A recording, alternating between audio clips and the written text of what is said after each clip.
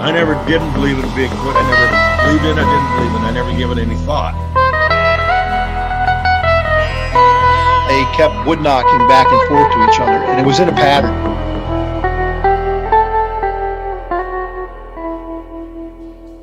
Barn owls don't typically throw rocks. I come across these tracks. Sasquatch is still not on my mind.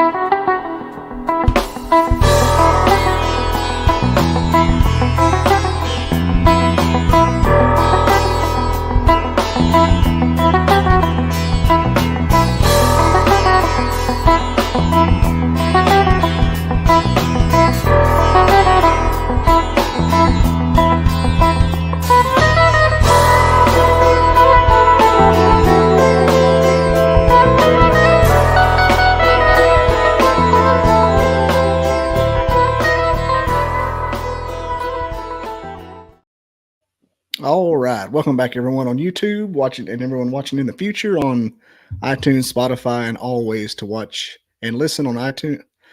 I try always to listen on the audio apps on your phone. Check it out. BobbyDizzle.com. They got iTunes, Spotify, all the good stuff. Anyway, enough about that. Everybody got their coffee ready. I got mine. I got Mr. Old Bear here. Everybody do me a favor, hit that subscribe button. Let me see. What is this? Never mind. I made a little clip. I'm not going to play it because I think it goes in the middle. But let's get started. Old Bear, how's it going? You are a proprietor of a website our YouTube channel full of real life stories by the Campfire. And if you mute it and watch the fire burn, it's just as good. It's like a ambient.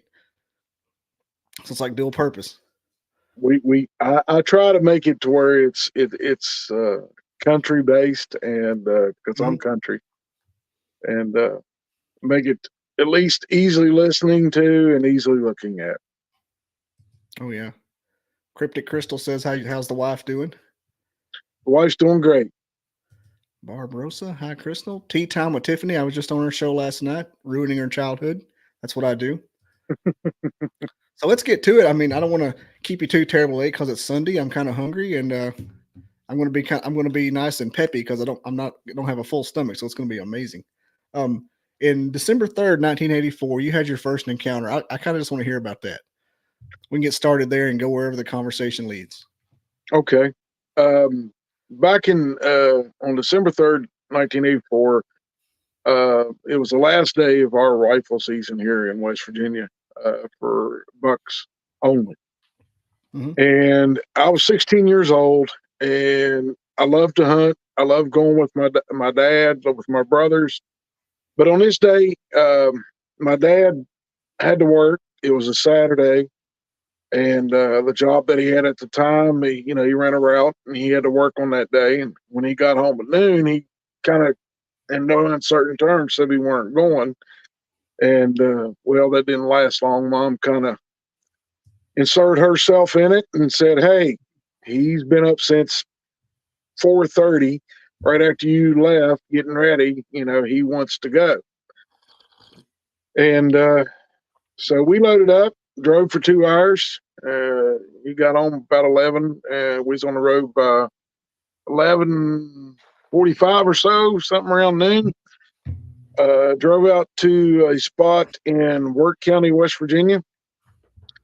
And Dad said, there's nobody here. And I bugged him on the way out the road, like a 16-year-old boy does. You got your hunting license. You should be able to go by yourself.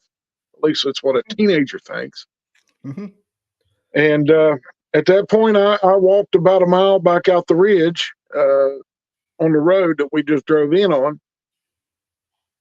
Cut over the hill to the right. Went down a couple of benches and was sitting about 15 feet from this huge boulder. If you're sitting at that boulder, the deer can't see you until they get just past you. And it's clear shooting lane. You got 2 or 3 lanes in front of you to shoot through, and on out the bench that the boulder's on. So I sat down there beside a big tree, cleared out a nice place to stay quiet. So if I had to move or get up or anything, I wouldn't make a lot of noise. Mm-hmm. And I hadn't been there probably 20 minutes, and I heard what sounded like deer running. And shortly after I started hearing it, 3 does come out. They all had their tongues hanging out. They'd been running, Mhm. and they stopped probably 20 yards from me, past me. And as a hunter, 16 years old, the first thing come in my head that there's a buck chasing them. So Yeah. they didn't stay very long. They took off running again, and shortly after they took off, I heard the sound of what sounded to me like a deer grunting, like a whitetail buck grunting, chasing these does. And they tend to do that a lot whenever they're chasing. It's the rut time of year. That's when they breed. So I was looking for a buck to come out. And I had a 30-30 lever action rifle with me, and I put it up to my shoulder, and I'm waiting for this deer to come out, step out, and drop the hammer on that rifle. And I seen some motion towards the top of the boulder. I thought it was I heard leaves scuffling behind the boulder, and I looked, and I was watching, and I seen movement out of the left eye, and I thought it was a red squirrel that was on top of the boulder, that it was up there feeding. And I've seen them on there before. It wasn't an unusual thing. Well, the leave noise stopped, and the movement stopped on top of the boulder, and I'm thinking, well, this squirrel's sitting there looking at this deer, and it's going to step out any second. Well, a couple more steps happened, and then it wasn't a whitetail buck that stepped out. It was a 7.5 to 8 foot tall creature that called Scar, and there's a reason I call it Scar. It had a scar across its left eye, come down and across its eyelid and down into its cheek. And it was standing there looking out the way that the does had went, and it stood there probably 10, 15 seconds, and then it just turned its whole body and looked right dead at me, and like it had a surprise. Yeah, that's him. Yeah, I forgot I had that uploaded for you when you were talking about him. There he is. And right, go ahead. Sorry. Go right ahead, buddy. He stood there and looked at me, and he had a surprised look on his face. Like he had his eyes raised up, and eyes were wide open, and his eyes were coal black. There was no pupil coloration. It was just black. And he's in a dark reddish brown, or almost a reddish black collar, hair all over his body, long hair across his hands. And I'm standing there looking at this creature, and I didn't know what I was looking at. The year before, I know everybody's seen the movie or heard of the movie Boggy Creek, The Legend of Boggy Creek. And I seen that on a Saturday night a year before, and my dad was laying on the couch, and I was laying on the floor, and we were watching this movie. And I looked up after the movie was over, and I said, "Dad, have you ever seen anything like that?" And he said, "No." And that's such a good movie, though. Yeah, it is. It's a fun movie to watch. Before Exist came out, it was the best one. Yeah. All right. And after the movie, I said, "Dad," I said, "Do you think those things are real?" And he looked at me and said, "That's just Hollywood. Don't worry about it." Like, shut up. I don't want to talk about it anymore. Don't talk about it. And, about a year later, here we are. This thing is standing right in front of me, and I'm going, "Oh my God, what in the world am I going to do?" I'm 16 years old. I got a rifle. 30-30 too. And I shouldn't have, you shouldn't be afraid. But this creature it pursed its lips and then done this and started growling. Real deep, low growl. And I'm sitting there going, "Oh no, this is not going to be good." And it took a step, and Now I've got family members that, I have an older brother that was in the military, and my dad taught me how to shoot. My dad taught me a lot of things and never to lose your cool. And my older brother taught me that too. And while sitting there, I put my thumb up on the hammer at 30-30, and at a half cock, it's a safety mechanism on that rifle. And I put my thumb on it, and I made up my mind when he goes to take another step, I'm drawing the hammer and I'm gonna squeeze the trigger. I'm not taking any chances. So he raises his leg up. It was his right leg, and starts to move it forward. And when he did, I pulled the hammer. Well, it makes a click. Unless you pull the trigger and pull the hammer back, it makes an audible click. It's not real loud. Oh, yeah. In the And woods, it's loud as a freight train. yeah, and That's the loudest thing. Yeah, and at that point, he's halfway through his step, and his foot starts to come down, and he hears that click, and he's like, now he's surprised, and he takes his foot and puts it back, and I'm looking down the sights. I've got the sights pointed right here. Now, did you say he saw you at this point? Oh yeah, he was standing there growling at me and everything, Yeah. and he was stepping towards me, and his steps wasn't like mine.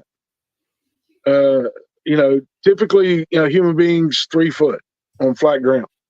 On a hillside, 2 feet, maybe 2.5. Well, he's taking up 5 or 6 feet in a step, and he was only at 20 feet from me when he came out from behind that boulder.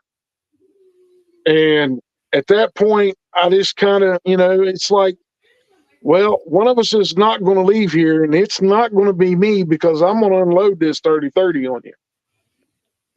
First shot's going to be in the head, and from that point on, I'm just going to pump lead into you until you don't move. And that type of rifle, we had 8 shells in it. One in the chamber. And all 7 or 8 of them. Yeah, it had 7 in the tube. And they're 180 grain bullet. A 180 grain bullet at 20 feet will do a lot of damage to anything. Flat tip too, so that makes a hole. Oh yeah. 30-30 playing. Once it stepped back, it had that surprised look on its face, and then it started turning itself at its hips, looking to which way to try to get out of there. And it finally turned to its right and went the way that it came, out behind that boulder. Now I can't see anything of the hollow that's off to my left where it ran towards. But I could definitely hear this thing running up the hill, breaking small trees and making all kinds of noise. And I stood up and I started towards the top of the bank. I was going to my dad. That was, for me, that was the safe place for me to go, is go to where my dad's at. I got to the top of the bank, and this thing had stopped running. And when it heard me hit the gravel, it screamed at me. And I would estimate it was probably 200 yards away at this point. And when it screamed, it vibrated everything in me. My chest, I felt it in my chest. Even though it was behind me screaming, I still felt it in my chest. And it was, it made me start fearing. And everybody says, well, that's infrasound. That's what it's for. And I understand that. And, I've looked into it over the years, and there's a lot of animals out there that do it. Even the wild turkey can make infrasound when they do their, when they're in full strut and they're making the drum sound. And I'm like, this gun's at full cock. I'm not, I'm gone. I did my best not to run, because my dad always told me, if you're in front of a predator and you run, now you're the prey. So the best thing to do is not run. So I walked back out the ridge with the rifle on full cock. I knew if this thing started chasing me, I was going to make one stand, and I needed every second that I could get, or every split second I could get to drop this thing if need be. And luckily, it didn't chase me down. It stayed up there where it was at, and I got back out to my dad. And when I got to my dad, he was walking out the road. He said, "Oh, what's wrong?" And my dad looked right at my rifle, and he said, "Why's your gun on full cock?" And at that point, that stern look from your father, you're like, "I'm not talking about it, Dad. I don't want to talk about it. I just want to go home." And he just kind of looked at me and he said, "What is wrong with you? You're my biggest kid. You're the least of one that I know that would ever be scared of anything in these woods." I said, "Dad, I want to go home." And I walked straight past him, walked right straight to the pit, we had a K5 Blazer at that time. I opened the back of it up, rolled the window down, opened the back of it up, pulled my scabbard out from my rifle, and I emptied every one of my shells out of it, stuck them back in the box, took the ones on my pocket, put them in the box, put the gun away, took my orange jacket off, threw it in the back of the truck, and I walked to the front of the truck, rolled the window up on the passenger side, and got in and rolled the window all the way up and locked the door. And my dad walked over and he's like, "You need to tell me what's wrong." He said, "Did you shoot something?" I said, "No, I don't want to talk about it, Dad." And, I was raised to respect my parents. Mm-hmm. If they ask you a question, you answer them. And I had never, ever acted like that with either of my parents or my grandmother. And, I pretty much a straight A student in school. I did what I was told, did what I was, you're supposed to, what your parents expected of you. And that's the way I was raised. But at this time, I just couldn't find the words to tell my dad I seen the thing that come off the movie Boggy Creek. And, he finally unloaded his rifle, got in the truck, and he said, "You want to go home?" I said, "Yes, sir, I want to go home." He said, "Well, you need to tell me what's wrong." And he put the keys in the ignition, started the truck up. And I just kind of looked at him and didn't say anything. And we rode back out the ridge, and right where I come up on the road, I started crying. And I slunk down in the seat. And Dad's like, "What is wrong with you, son?" I bet he was like, "What in the world? What have you done? You thought you done killed somebody?" Yeah, that was basically, the thing. He said, "Did you shoot someone?" And I'm like, "Dad, no. I'm not talking about it." And we got out of there and got back on the blacktop road, and we got all the way back to a town called Ripley, West Virginia, which from me right now is 20 minutes out the road on the interstate. We got on the interstate, and back then speed limit was only 55. So he got on the interstate, and he asked me if I want anything to eat. No, don't want nothing to eat. Want anything to drink? No, I just want to go home. Got on the interstate. He looked over at me after he got on the interstate, and back then we had a set of bias ply tires on this K5 Blazer. Buckshots? I'm a co-ops? No, Gumbos, Monster Motors. Oh yeah, those are the big ones. And my dad looked at me and he said, "Boy, I'm not going to tell you again. You tell me what's going on. And if you don't, scream it over the tires." Oh yeah. And I'm sitting there and I'm shaking and I'm crying the whole time from the time we passed where all this happened all the way to Ripley. And it's an iron 15-minute drive from there. And my dad just looked at me and he said, "You don't tell me what's going on. I'm going to pull over. I'm going to pull my belt off. Even though you're 16, I'm going to beat your rear end until you tell me." And I looked at him and I said, "Dad," I said, and I'm still got tears in my eyes, and I'm trying to talk. My mouth is dry, and I looked at him and I said, "The monster of Boggy Creek I just saw it. And he looked at me and he said, son, that's Hollywood. That's not real. I said, Dad, yes, it is. It is real. They exist. He said, well, tell me everything. And I told him the whole story. And he looked at me and he went, well, I don't think you're lying to me. I said, Dad, you know I don't lie. You know, I wasn't raised that way. You don't lie to your parents. You don't lie to any adult, least of all your parents. Mm-hmm. And that emotional response must have held some kind of weight too, because you know your kids. Yeah, he did. He knows me. You know, I played football. You know, Yeah. I played football and had broken fingers on the field and everything else. Coach come over and pop them back in joint, and I go right back out on the field. They tape it up, and I go right back on the field and get home. And Mom and my mother would look at my hands and go, how many fingers did you break or dislocate tonight? Oh, just 4, Mom. I'm good. Just No problem.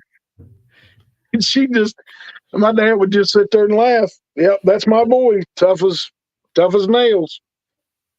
And when I told him when he said, okay, I believe you. He said, but I'm going to tell you this right here and right now. Don't ever tell your mother or tell your grandmother. And I said, Dad, what are we going to do? You know, this really scared me. He's like, I understand that, but don't tell your mom or your grandma. And I said, why? He said, because if you do tell them, none of us will ever be going hunting again. You ruin it for everybody. Don't say a word. Yeah. So now that's a lot of weight to put on your shoulders at 16. You know, your dad's never going to be a hunt. He taught himself how to hunt. He taught us 3 boys, my brother-in-law, how to hunt and everything else. And now I've got 4 people, you know, on my shoulders besides seeing this thing. And I kept my mouth shut for a long time. I never told Mom, never said nothing to my grandmother. My grandmother passed, and a few years later, and I never said a word to her. And my mother passed in 2008, and in 2005 is when I said something to my mom. So that was what, 21 years. And after seeing that creature, I kind of stopped hunting, you know, going all the time. I wouldn't even go. I quit night fishing. Oh, I didn't go night fishing to go catfishing or anything for about 5 years. And then after that, I started going back out. You know, my dad made me go. And then I started looking for these creatures and made a lot of mistakes in the first couple of years of, you know, making stupid mistakes. You know, I'm pretty sure that I was the laughing stock of the Bigfoot in the state of West Virginia for the first 2 years of chasing these things around.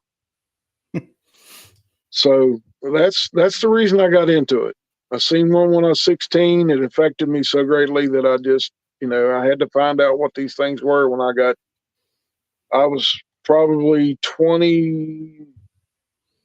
19 or 20 when I started going out by myself and listening. And then I started trying to make, you know, I got a couple of calls or, you know, heard a couple of them and trying to imitate them. And I'm pretty sure I made a bunch of them laugh because I was bad. At least you didn't make them thinking you were a female. Like I worry I would do if I tried that kind of stuff. Yeah, well, I don't, you know, I don't do any female calls. No. Well, I'm surprised your dad didn't hear the scream. It was that close. Well, where he was at, he was another quarter of a mile out the ridge and over the edge of the ridge. And the only thing that I can figure out is that he heard something, but he didn't know what it was. And when he heard it, I talked to him many times about that afterwards. And he looked at me one day and he said, you know, I kind of heard something, but I couldn't tell where it was coming from. I thought maybe you had tripped and fell and got hurt, and I was going to have to come and get you. And that's why I started out the road. And when I seen you walking towards me with that gun across my chest, with my thumb on my finger on the trigger, holding the hammer, he said, I knew something was wrong with you. And he thought that I'd shot at a doe or I'd shot something I shouldn't be shooting at, or somebody shot at me, because that happens, when you're out hunting, somebody Mhm. just hears something and just throws the gun up and shoots. But none of that happened. It was seeing a Bigfoot, and it affected me for quite a long time. That'd been the first thing I'd have went to if something like that would happen. Is did you actually shoot somebody? Yeah. That's the first thing I thought of. What about the some of the other of your 36 encounters? Like, did they ever get better? You get like more precise at it? Well, I got better. Here's a question. What's your strategy for going to a new spot to see if there may be activity? Okay. I was going to ask that before the 36 thing. Had it mixed up. Well, I understand. It's my strategy typically is I'll look over topo maps, and then I'll kind of drive around the area, talk to the farmers, the country boys, and I don't bring up the subject of Bigfoot. You do that, the first thing they look at you like you're a city boy. You don't know what you're talking about. You're just some idiot out here to cause trouble. And if you leave it alone and you talk to these, don't talk to the teenage boys out sitting outside of a truck. They're not interested in being in the woods at night, or they've not been around long enough to hear these things scream or holler or have a pig stole or a cow stole or whatever. You always talk to the elders, the elders around the area. And people that are 50, 60 years old, if you talk to them real nice and you befriend them, and they'll open up sooner than you kind of mention, well, I've heard a little bit about boogers being in this area, and when you say boogers, they understand. You call it Bigfoot or Sasquatch, they're like, what the heck is that? And they'll shut up. Yeah, But if you say booger seems boogers, to be the common term. yeah, well, boogers has been, when I was a kid, my grandma used to say, now y'all get in before it gets dark or the boogers will get you. We had the same And we lived in a town. We lived in the capital city of West Virginia. And she still say that. She was raised out in the country. It might be 2 to 3 miles to your neighbor. And, you use terms like that, and that's the way you get into areas, and you look at topo maps, you look for creek drainages or a river flowing through there in a hollow. You look for a lot of oak trees and stuff here in West Virginia. And you do that because they survive on the same stuff that deer eat, bear eat, and bear and deer and turkeys are their primary source of meat. And that's the way they go. A lot more turkey than deer. Probably easier to catch. Well, not here in the state of West Virginia. There is more deer than there are people. Oh, yeah. And the turkey numbers are, they're way up there around here. So they have a lot of options when it comes to meat. I always wondered if they ate a lot more grubs and stuff. Something they didn't have to catch. Oh, they eat berries. They eat wild apples. They eat wild grapes. They eat, other forbs, roots, earthworms, crickets. It's the same stuff that we can actually, sustain ourselves on. They eat too. I've heard one account, a fella up in Missouri, saying that he noticed once his activity started, there wasn't any more rattlesnakes or snakes in general. It's like they're digging them out and eating those. Because there's no vipers here anymore. They're just, you don't see them. Well, we got rattlesnakes and copperheads. Copperhead is pretty aggressive snake for this, in the east. And if you go in an area and people say, "Well, man, I go in there, we used to go in there and catch all kinds of rattlesnakes," and there's not very many left, Bigfoot's hanging around somewhere. Yeah, that's basically what he said. Like, yeah, up in the mountains where the rocks are, the hilly areas. Yeah, yeah. We got them here too in the cottonmouths in the swamps. Anywhere there's a drop of water, there's cottonmouths in Alabama. Yeah, it's like alligators in Florida. Well, you can keep the cottonmouths. I don't like them things. I don't like the other two either. I think that's the reason they invented pump shotguns. Well, yeah, there's been a few times when we've been out running our hounds for training them in bear and everything else. We kill quite a few rattlesnakes in the spring and the summer. And they taste pretty good. You just got to be careful with the bones. That's what I hear. They're fatty too. Yeah. They get swelled up like a. What is he talking about? Can Bear retell his own story? You'll have to get you to go back and listen to the show when it's over, Joey. Joey's in Ireland. Kind of might have caught us late. Yeah. All right. Yeah. I always wanted to ask people that do the scouting, like you were discussing, what the strategy is. Mm-hmm. And sometimes I forget to do it. So I'm gonna get it out of the way early. And when you said topo maps, that's one thing a lot of people say. They look for the ridges with the river in it. Mm-hmm. And someplace they could look down on, and they get in there. They put themselves in the area where they're like a prey, and so they can make the Bigfoot have the higher ground. That's what everybody's strategy was. Well, that I hear. The reason they do that mainly is because they are the way they act, and I've seen this over 30-some years, 36 years of doing this. Mm-hmm.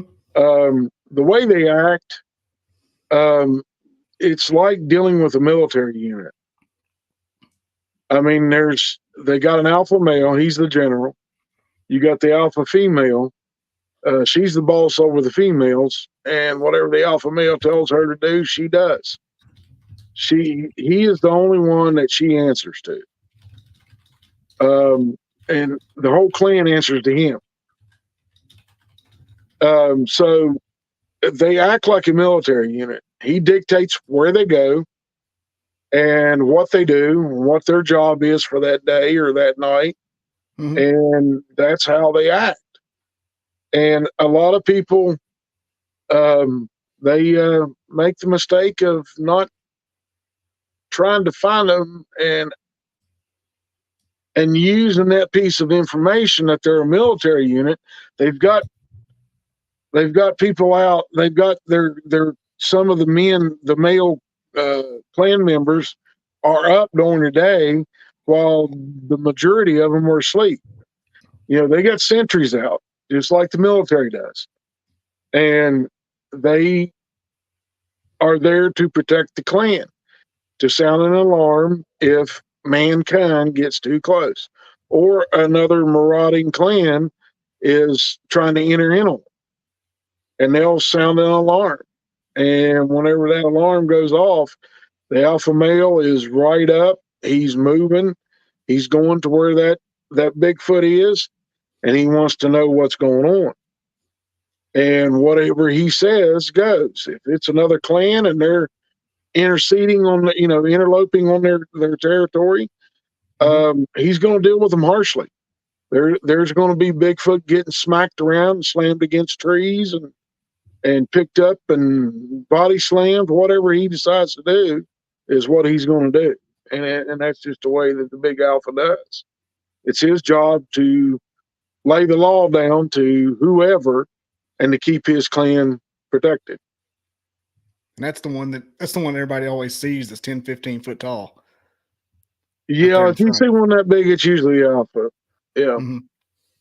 You're not the first person I've talked to about that say they behave like a military unit either. Yeah. There's a lot of people that say they have the same tactics. Like I can't remember who all told me, but it's easily 5 or 6. I've heard that before. That's kind of interesting. So what about your other 36 encounters? Just some of the highlights of some of those. Well, my first encounter with an aggressive troop of Bigfoot or clan of Bigfoot, however you want to call them, was the day my mentor disappeared. We had went into an area here in West Virginia, up near Nicholas County, and we went in there because people had been telling him for years that they'd hear these boogers in there screaming at night, and during the day they run deer hunters out, or guys would go in there with bear hounds, and the bear hounds would die. They'd find their bodies and necks be broken, or they wouldn't find the dogs. They wouldn't reappear. Their collars are found, but nothing else of the dog is found. And we went in there, and I carried, and I still do. At that time, I was carrying a 44 Magnum, and I had 20, 30 rounds with me, and I carried a deer rifle with me. At that time, it was a 300 Win Mag. And I walked away from him at about 75 feet up the bank from where I was standing when I was talking to him. I said, yes, Mike Thompson, the back of Summersville Lake. Mm-hmm. And we'd went in there, and when I walked up there to go use the restroom real quick, I never heard nothing, never heard him scream, never heard any noise. It was dead quiet in there, no wind. When I turned around, he was gone. And, I had to deal with filing a missing persons report. I was looked at like I killed him or something. Mm-hmm. And I was going to say that's kind of what I was thinking of when you said that. I was like, they're going to think you did it. Well, they gave me a one of those, for the powder residue on your hands. Mm-hmm. I didn't have any on my hands. There was none on my guns. Never been fired. I had just cleaned that rifle and that handgun the day before, and because he told me, hey, I want you to go with me tomorrow. Clean, get ready, and I'll meet you here. And I met him there at Summersville, and we went on the back side and into a little bit of a different hollow than what connects to the lake. And yeah, we ran into trouble. We never found him. After that, I went back in there, tried to get in there a couple times and was turned away. And after they disappeared, I snuck in there one day right at daylight and went in there, and there's a set of caves in there, and I knew that. And I went and checked a couple of the caves, didn't find anything. And then I found one cave and found his hat ripped up. And I knew it was his hat because of what was on the front of it. He had his name on it. And I kind of lost it, and he taught me everything the man knew. And it was a tough thing to see. Didn't find any blood, just found his hat ripped apart. And at that point, they started following me out. And when they started following me out, I started letting them know that, hey, I'm armed. I ain't a bit afraid to start putting holes in you. And after that, I kind of got to the point where at that point, you can't trust these things. You can't deal with them. They're going to kill you no matter what. And that's the way I proceeded from then on. And I started helping people at that point. I'm 6, 7 years into it, and I started helping people. And one of the times that I helped somebody, it was a couple over in Virginia, and they were having trouble with Bigfoot coming down smacking their house at night. They had lost a couple of chickens, just a couple, and they lost their kid's pet. So at that point, I went there to their house, Mhm. and I started looking around and found footprints, found some a tree turned upside down, the root ball sticking up in the air. It wasn't a real big tree, but it was still, it was a tree stuck upside down in the ground. And at that point, I set out flashbangs, and it, if you're not in the military, you don't know what a flashbang is. Just ask an ex-military guy; he'll tell you what a flashbang does. Oh, I know. Stun you half to death. Yeah, and you make them with black powder, and those stink real bad. And that night they come down and they hit the tripwire, and they set off 3 of them, and they went screaming back in the night. And about 3 o'clock in the morning, they came back. They hit another set of them, and they never came back after that. And I refined my tactics after that. If they weren't doing anything to harm anybody, they were just coming down watching you, and you would see them because of it. I didn't have to put flashbangs out. You just go out and put lights up, and video cameras up, and they see all that stuff. They don't deal with that. They don't want to be caught on camera. They know what a camera is. They know what a handgun and a rifle is. Mm-hmm. But I'd helped probably 7 or 8 different families over the years. Had many encounters because of it. You'd see them once or twice, and I've been growled at. And after about 15 years, I went back into the area where my mentor disappeared, on the front side, on the lake side, up there, and got a tree pushed down on top of me, knocked me off the bank into a big mud hole. And I got the hint. And I got up and walked out of there, got my truck, didn't look back, drove out of there. But I'd been there that morning with some family members, and we was up there bow hunting, and saw partial print and didn't see any deer tracks, bear tracks, no turkey tracks, and saw 1 squirrel. That told me that those Bigfoot were still in there, and they were decimating their food supplies, and was getting reports from the town that these things were coming down into town late at night and going into dumpsters because they ate themselves out of their home. And after that, went up there a couple of times, and they kind of pulled back from going into town. They actually left for about a year, and and that's what happened. They just need a little bit of a push sometimes, and they get an idea in their head, and they understand that people are tired of dealing with you, and they want you gone. Flashbangs were a shock. I mean, oh yeah, they kind of figured that out after hitting 1 or 2. Yeah, there's a joke about those that says Helen Keller is immune to flashbangs. Technically. So I don't want to bring up anything traumatizing, but is your mentor still missing? Like, is that? Yeah, we've never found him. What was his name? Out of respect for his daughter and his son, I'd rather not say. You don't have to tell me. I was just gonna say that's crazy. So they're still going. Yeah, I was gonna ask you. Yeah, you honestly answered a question before I even said it about the caves on the place. Where do you think they would go?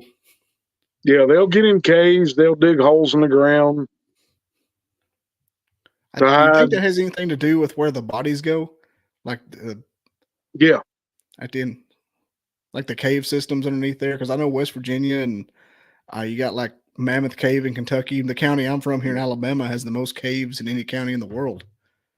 And well, you probably got a couple of the caves that are there in Alabama that is where they, the nice clans stick their dead. And we definitely have the clan here in Alabama. I don't know if it's got anything to do with Bigfoot, but the yeah, but like you said, the cave thing, like every property, my dad's property, it's not very big, maybe 20 acres, has 2 little caves on it that you can get down in. That's Yeah. like those caves are everywhere. And that whenever I start talking to folks like you and about the cave systems, like, man, it's just makes you wonder. Like, I've never heard any reports from back home, but you still like who knows what, who still in denial. Yeah, and then I kind of like telling this one because it tells on my wife a little bit. We were up in Ohio at a place called Salt Fork. It's a state park in Ohio. It's off of I-77. And we were up there. It was hot. I know Alabama is hot. And Alabama has a lot of humidity in the summer. I've been there in the summer. Pretty rough. And Pretty rough sometimes. You step out of your truck and you instantly start sweating. Well, that was the way it was here in West Virginia. We were at with a group in Ohio, and my wife was facing our camper. We have a camper we take and go to some of these meetings, and we were sitting there. It was Friday night. We got everything set up, and the mosquitoes were bad. We're sitting between 2 boggy areas, and it's bad mosquitoes. You moved, and it was like they just come up in a carpet and start attacking. Yep. And we were sitting there, and we had a fire going, and it was keeping the mosquitoes away mostly. Every once in a while you're still getting bit, but the smoke from the fire was keeping them away. And she was looking at our camper, and we have an orange light on the outside of our camper. Along with, we have a white light that goes across our canopy on the front of the camper. Well, I had turned that off and left the orange light on. And she looked down at our camper, and at the time she had vertigo, where if she bent over and tried to stand back up, she'd get real dizzy. And she was sitting there in a chair, and she was looking down at the camper, and I noticed her rubbing her eyes. And I looked over her kind of like, what are you doing? And she didn't say anything. And she was staring at our camper. Finally, she elbowed me in the ribs underneath my left arm.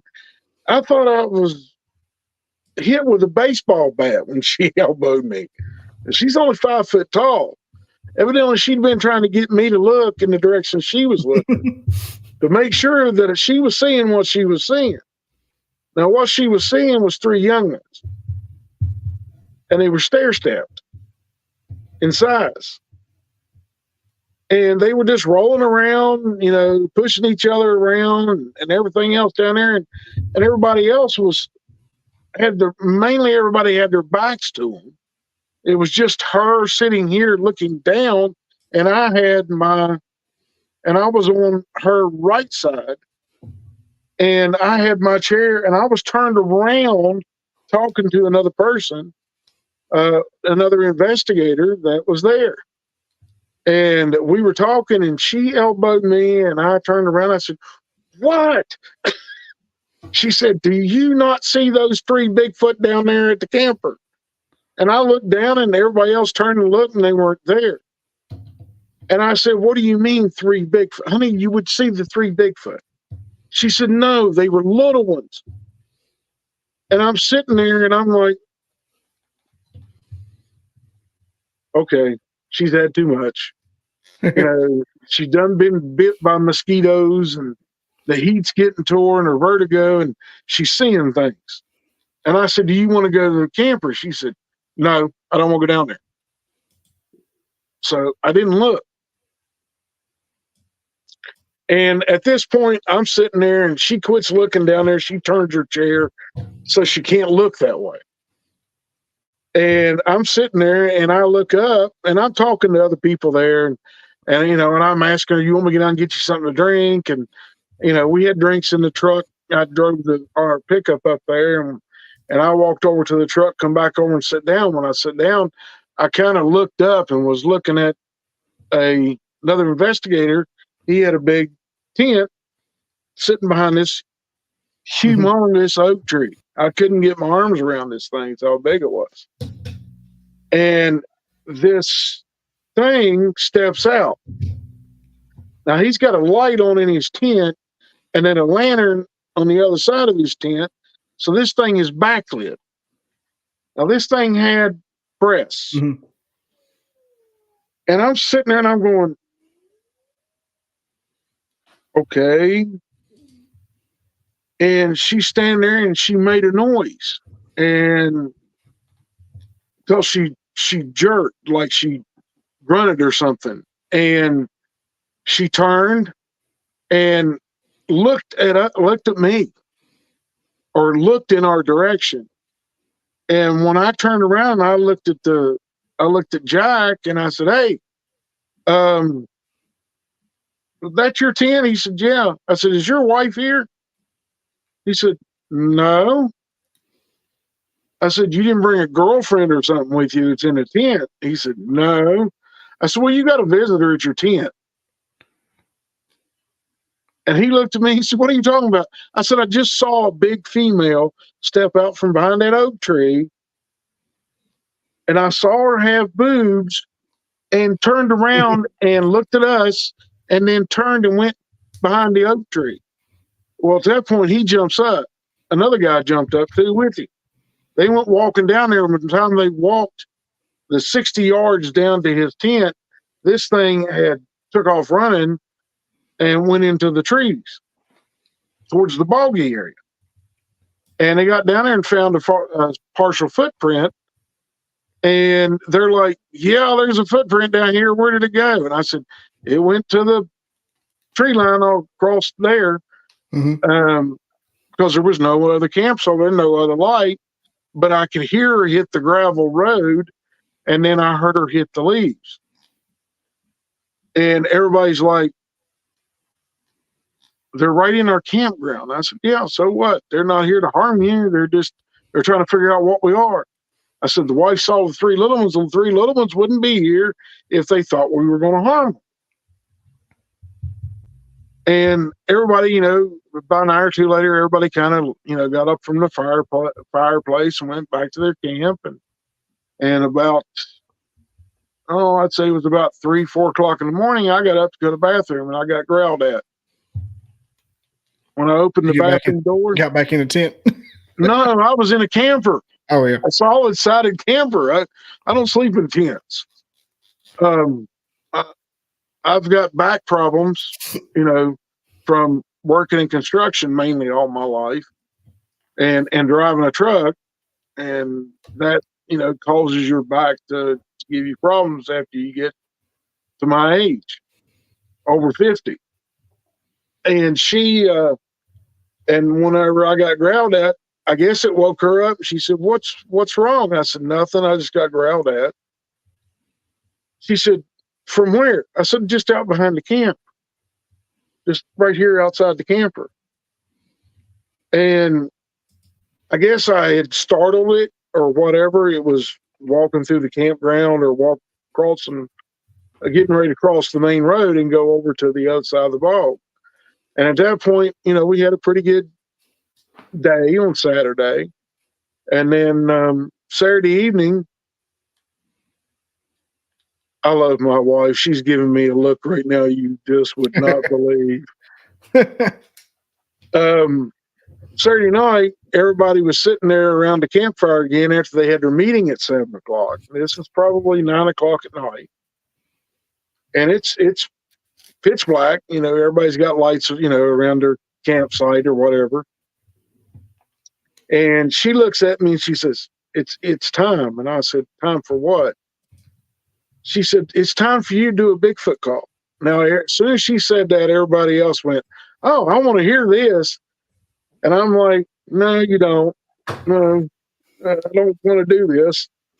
And I grabbed a bottle of water and I took a drink and I got up and walked a few feet away. And I did what my wife calls the constipated hillbilly. I can imagine. Yeah, it's loud and it's aggressive.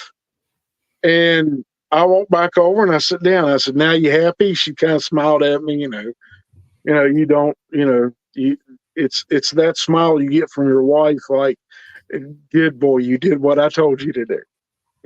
And so I sat there and drank the rest of the water and we kept talking. And then we were sitting there and then we heard a loud stomp. And it couldn't have been more than about 70 or 80 yards in the wood line.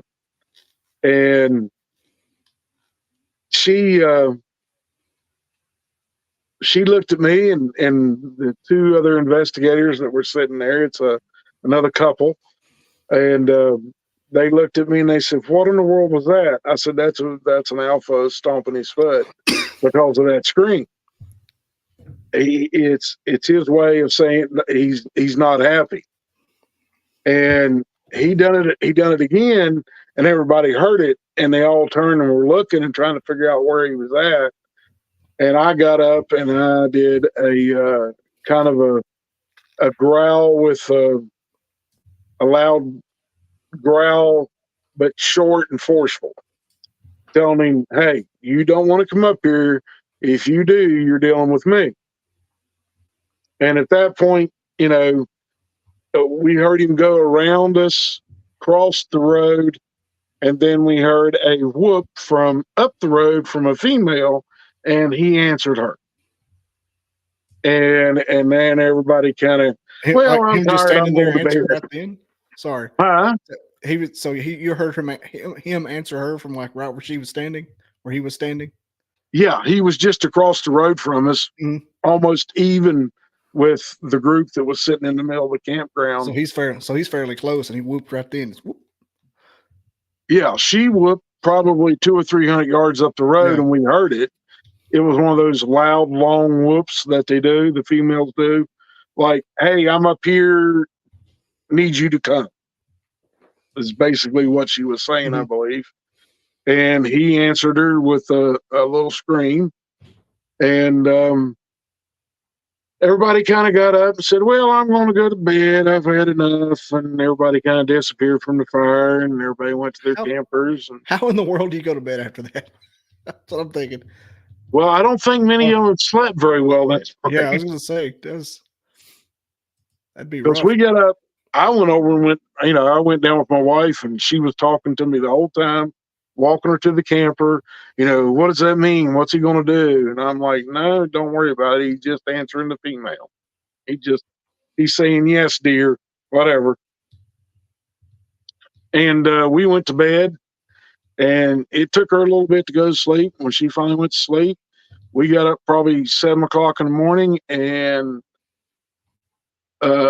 we started packing up, getting ready to leave, and one of them got up and said, "Man, we just went to bed at 4. We just went to sleep around 4 or 5 o'clock." So most of them didn't go to bed they went to bed, but they didn't go to sleep. 4 or 5 o'clock in the morning, and this was at 11 o'clock. So they stayed up for an extra 4 or 5 hours. That's just adrenaline city, in my opinion. Yeah. I don't know how I'd handle it. I've been in a situation where I thought I was about to have to handle it before, and it turned out to be a false alarm, and so I kind of got a dose of it. But I think I handled it pretty well. At one point, I just accepted my fate, and I was going to put myself and be a willing participant. I knew they wouldn't kill you usually, for the statistically. Well, statistically, the thing of it is, everybody hears about these.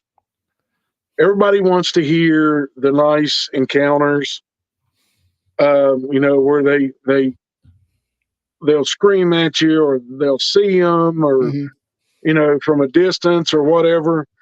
But most of your interactions with Bigfoot tend to be aggressive. And people look at me like when I say that, and they're like, "No, you're wrong. No, I'm right. Bigfoot doesn't want anything to do with humans. They don't like you being in the woods.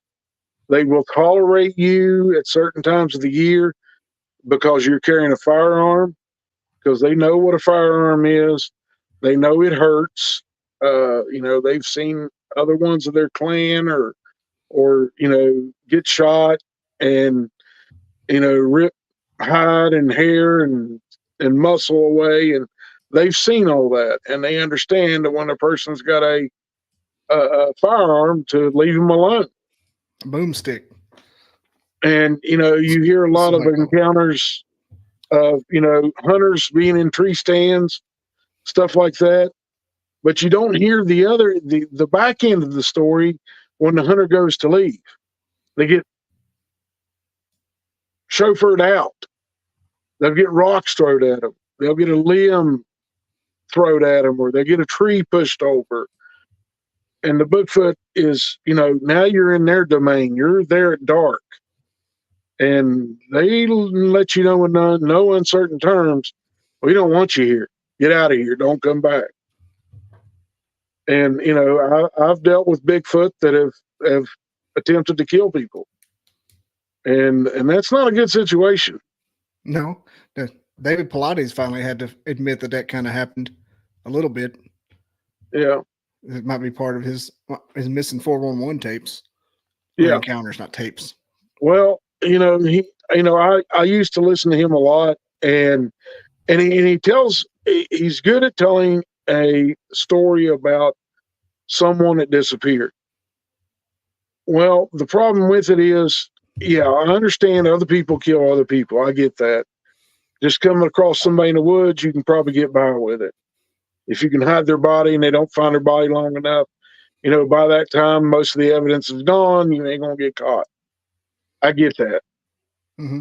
But there's a lot of times when somebody is, they find the guy's boots at his camper, and then 10 miles later, they find his hat.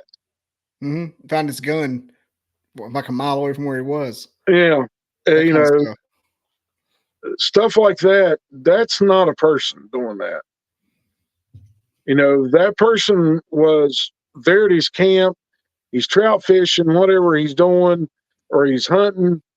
And all of a sudden you start finding clothing miles apart. That's not normal for a human being to do. They're not just going to up and walk away from their camp without their boots. And when that happens, mostly it's probably one of the cryptids that's grabbed them and taken them and killed them, broke their neck, done something to them to kill them, and are taking them away to feed on them. And people don't want to hear that, but that happens a lot more than people know. Some of those encounters people just found, and how did they get there? Like in a tree. One lady was in a tree. Like, what's she doing? I know he did a special. It was like 50 hours long about Bigfoot. I tried to watch it and I couldn't do it because I kept falling asleep. But it was basically like what you're saying there. Well, I just got an account from up in the upper peninsula of Michigan of 3 people dying, a group of 6 Bigfoot, what I call the Gugway, the bad ones, dead. And the U.S. government was the one that went in and killed the whole plant. So, that's something that I get all the time. I hear from truckers where Bigfoot come up and smack the side of their truck, wake them up, scare the living daylights out of them. Move an 80,000-pound tractor trailer, one Bigfoot moving it. Stuff like that. They're not being nice. They're not nice. They're upset about something. They're either upset about you being there, or the noise your vehicle's making, or you've done something that they feel is an affront to them. And when that happens, you get physical. They get physical. It's like dealing with a 2-year-old and taking their toy away. Yep. It's exactly what you have to look like. Cryptic Crystal is asking, are Gugway different from a Bigfoot? Yeah, they got a snout like a baboon. Yeah. And they have incisor teeth that stick out, either from the bottom or the top. And they're a meat eater. They're opportunistic meat eaters. They will hunt humans. Crystal, check out the Google the movie Primal Rage. Crystal, and that's And that's a Gugway in the Gugway. movie. It looks like a baboon and Yeah. a Bigfoot. Crazy looking. Well, we'll try to land the plane here, Bear. But in your opinion and hypothesis, what do you think the Bigfoot actually are? Like, is it a great ape? Is it a person? A people type kind of thing? Well, And where do they hide? Where do they hide? Is part two. well, to answer your first part, in a way, they are a type of people because of the DNA that's been done on them. They have human DNA, female human DNA, and then the male part has not been decided upon, or they don't want to release what male side is. So, in a sense of term of people, human, yes, they're type of humanoid, not a human, a humanoid, and they can think on the same level we do. So that puts them in our level, in our playing field. It's not just like a silverback on the hind legs No, all the time. no. I think that's what some people think. They're not an animal.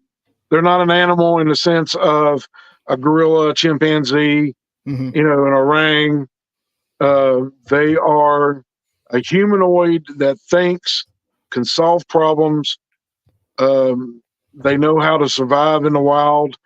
They know how to kill other animals out there, and they know how to kill us. They catch us off guard, and that happens. And your second part of your question was again, Like, where do they hide during the? Like, we don't see them, but they're there. But where do they?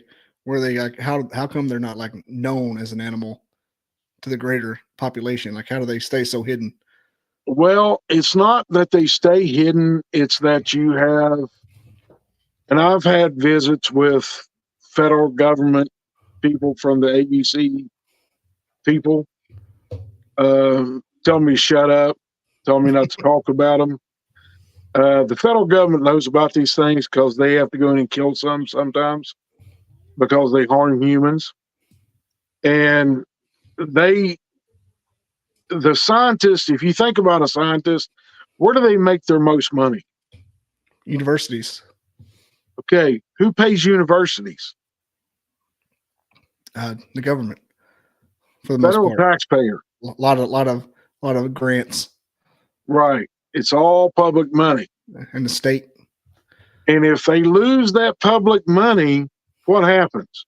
They're no longer doing any kind of thing at all. Federal government come in and say, "Yeah, you lost your grant. $1.5 million is no longer yours. Pay it all back." So that's the problem, that science does not do a lot of investigation on these creatures. They've been killed, taken in and examined, taken apart, found out how they, where their heart, lungs, everything is inside of them. Science has done that, but it's never been publicized. It's not going to be, because if it ever is, the almighty dollar gets taken away from the federal government because people are going to start suing them. It'd be a lot of enlightenment. I think it's crazy that the Skinwalker Ranch thing, privately funded, actually finding stuff and telling us about it. Yeah. That's Now, if it was up to the federal government, you wouldn't hear a thing about that. Yeah, they would just squash it and probably bulldoze it down. Probably put a tactical nuke in there. You never know. One more thing. Has Cryptic Crystals asking if you'd ever seen a Gugway? Gug. I have seen a Gugway. Unluckily, I've seen 5 of them. I've had to get out of the woods because of them. And I also have seen the type called Janoskwa, the ones that look like demons walking the earth. They kill their own. That kind of thing. And humans. What was I going to ask? There was crap. I was going to ask something. Yeah, I think we probably already talked about the funding, like with the the guy that funds Skinwalker Ranch is private.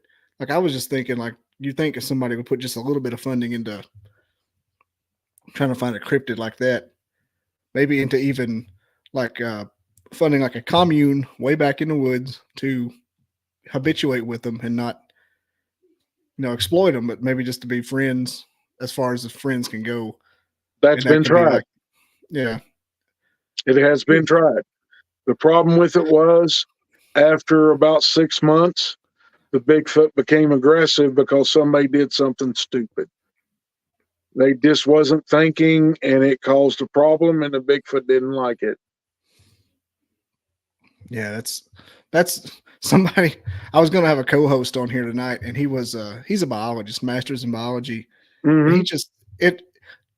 he is the best. He has good intentions. He's smart as a whip, and me and him will brainstorm to death about how to get one to trust us, to give us a body of one that died natural. You can feed a Bigfoot, and they'll trust you to an extent, but sooner than later, you will do something. You will either not feed them when you're supposed to, or you'll get sick and can't feed them, and can't get nobody else to go out there and your family to do it. And when that happens, they throw a temper tantrum and they will let you know about it. A lady in Indiana here a few years ago, she was telling me she was feeding this certain Bigfoot. She got sick, and her mother lived with her. And when she was in the hospital, her mother couldn't go out there. She's just too old to be doing things like that. And when she came home, she still couldn't feed him for a couple of weeks. And when she finally made it out there with a bushel of apples and little toys that she got, this thing put her back in the house. And it started smacking the house and doing other things, growling at them, looking in the windows and growling at her, and trying to intimidate the living daylights out of her and her mother. And it was actually pushing on the door one night. And she contacted me because I gave her my number. And she contacted me and said, "What am I going to do?" I said, "Well, you got two choices. You either shoot it and kill it, shoot it in the head and kill it, or you force it away." I said, "Have somebody come out and put lights all the way around your house, 12, 13, 14 feet up in the air to where they can't, where this 8-foot tall creature can't reach it, Mm-hmm. or you are going to have to shoot it." And she took my advice. And when she'd go outside the back of her house where this thing was hanging out in the woods, sitting up there watching her, she carried a shotgun with slugs in it. And she had to fire a couple of shots at it. And after that, it took the ant and it left. So they don't, you can befriend them for a short point of time, but sooner or later, they get upset. Yeah, it's kind of what it sounds like. It sounds like feeding bear almost. Yeah. And eventually it just goes awry. Remember the grizzly man? He said in his journal, his last entry was a new bear has entered the camp.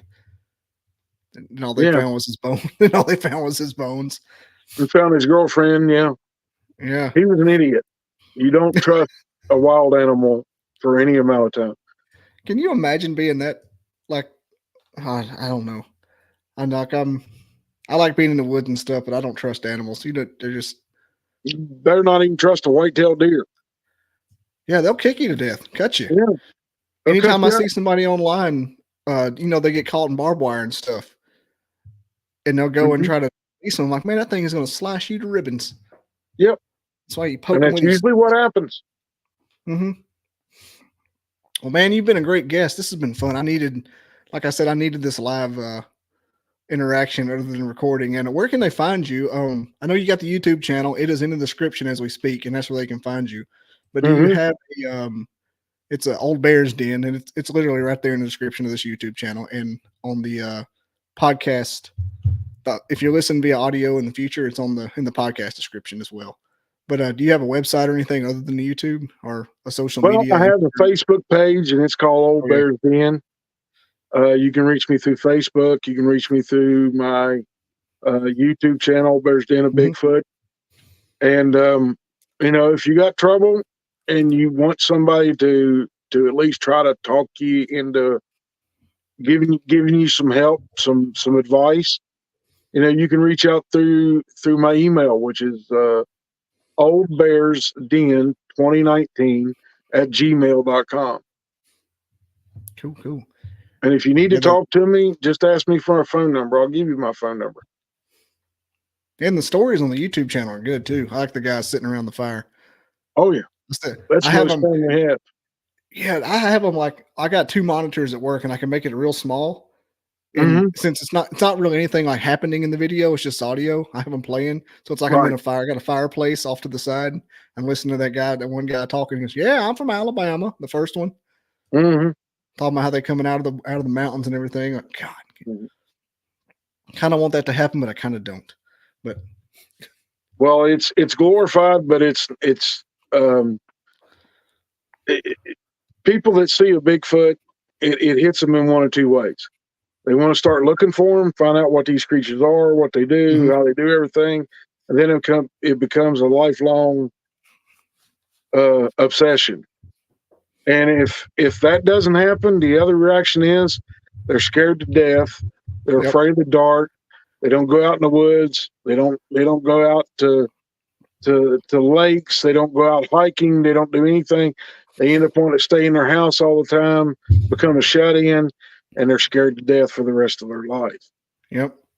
I was going to say, And or they never go outside ever again. That's the Right. option too. I've had them both on here. Yeah, I don't know. I think I would. Maybe it wouldn't get me as hard, but I don't know. well, if you ever Anyways, see folks. one, and Yeah. if you ever see one, you need to talk to somebody. You're more than welcome to give me a shout. I'll sit I down and will. talk with you however long. Yeah, and maybe I'll gather some more information in the coming months and have you back on. I'm always learning things I didn't know, basically. So Mhm. I find stuff out and I'll call the guest back. I'm like, dude, we got to talk about this again because I didn't even know that was the thing. Well, yeah, just reach Yeah. out to me anytime, day or night. Like I said before, I'm a truck driver. I'm out on the road a lot. And the next time I get to Alabama, I'll give you a shout beforehand and let you know what day I'll be down. And, we'll try to get together. And I would say we can meet at Buc-ee's, but you can't have a truck there. I don't care what Bucket says. The Buc-ee's thing. I love it. Anyway, thanks everybody for watching. Thanks, Old Bear, for coming on. I needed some stories about Bigfoot tonight. It's my favorite thing to talk about. And everybody, please hit that subscribe button and share. And be sure to check out my website, bobbydizzle.com, for the iTunes and Spotify links. Peace out, everybody. Thanks, Old Bear. You've been great. Thank you. I never didn't believe in Bigfoot. I never believed in it. I didn't believe in it. I never gave it any thought. They kept wood knocking back and forth to each other, and it was in a pattern.